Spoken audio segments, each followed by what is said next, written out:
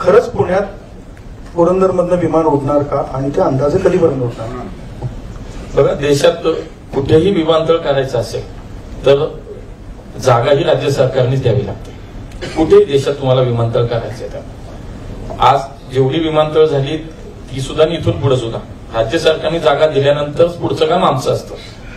आता पुरंदरच्या विषयात खूप सकारात्मक सगळी प्रक्रिया सुरू आहे. बघा, देवेंद्रजी या राज्याचे मुख्यमंत्री असताना त्यांच्या काळामध्ये 14 ते 19च्या काळामध्ये प्रथम कल्पना देवेंद्रजींची, त्याच्यानंतर त्यांनी खूप प्रयत्न, जागा निश्चित झालं, सगळं झालं, त्याच्यातल्या तांत्रिक आणि कायदेशीर बाबीची पूर्तता झाली, पण नंतर सरकार बदललं. शेवटी त्यांचा दृष्टिकोन काय होता, जागा बदलायचा निर्णय झाला आणि त्याच्यामध्ये ही का जागा ती जागा काय नेमकं त्याच्यात खूप दिवस गेले. पुन्हा देवेंद्रजी मुख्यमंत्री झाले आणि त्या काळामध्ये शिंदे साहेबांनी नंतर देवेंद्रजी, या सगळ्या काळात पुन्हा पुरंदरच्या विमानतळाच्या प्रकल्पाला चालना मिळाली. आणि मला असं वाटतं की आता प्रत्येक गावामध्ये एक उपविभागीय अधिकारी दर्जाचा अधिकारी नेमलाय, नोटिफिकेशन झाले, भूसंपादनाच्या त्या मला वाटतं इंडस्ट्रियल झोन त्याचा डिक्लेअर झालाय, भूसंपादनाची प्रक्रिया आता सुरू झाली आहे.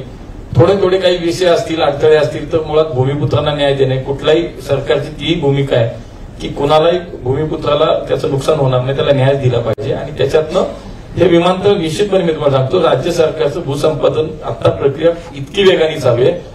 मला पुरंदरचं विमानतळ जे आहे ते फार दिवस काय लांबेल असं दिसत नाही. एकदा भूसंपादन झाल्यानंतर मग ते विमानतळ ते मग यायनी करायचंय की ते कुठं पीपीपी मॉडेलवरती करायचंय का एमएडीसीनी करायचंय याचा निर्णय होईल. पण आधी भूसंपादन, आणि मला आता जे दिसतंय की इतका वर्ष फक्त चर्चा होती, पण आता प्रत्यक्षात काम खूप वेगानं सुरू आहे.